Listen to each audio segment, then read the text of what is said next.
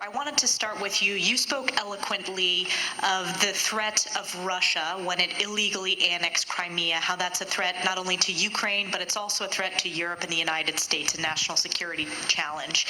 And I sit on the House Armed Services Committee. We know that the most important support for Ukraine in terms of lethal defensive aid is in the forms of javelins. Would you agree with that? Yes, ma'am. And which administration were those javelins made available to Ukraine? This administration, the Trump administration. And not the Obama administration? That is correct.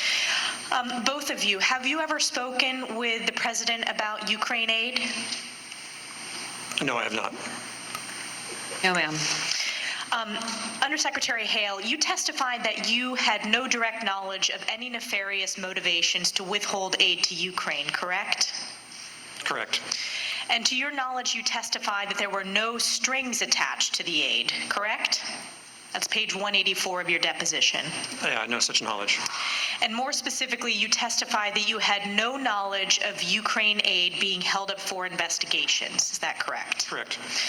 During the temporary hold of security assistance, this was until Ambassador Taylor sent you the cable, you had never even heard the words Burisma or Biden, correct? Well, in the context of what we're discussing, correct. Great. You testified that on page 96.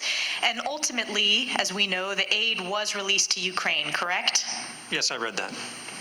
Now, let's talk about the context broadly of this hold. You testified that it's not just Ukraine, that there were, in fact, other countries whose security assistance was on hold. Quote, the aid package to Lebanon was also being held in the same fashion, correct? Correct.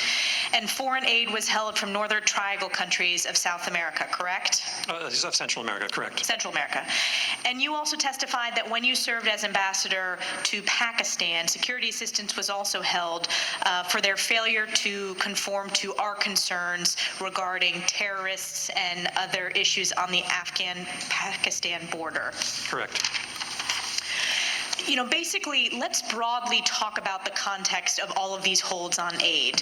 When we talk about aid, I always think about these are hard-earned taxpayer dollars. Would you agree with that? Absolutely.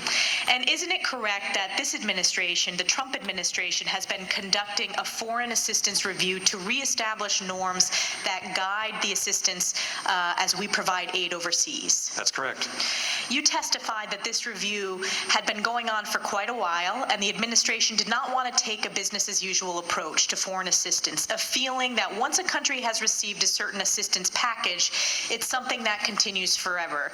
And you continued, the program had to be evaluated that they were actually worthy beneficiaries of our assistance, that our program made sense, that we avoid nation-building strategies, and that we provide assistance to countries that are lost in terms of our policy to our adversaries. Is that correct? That's correct. And you testified that you warmly welcomed this assistance review. Correct.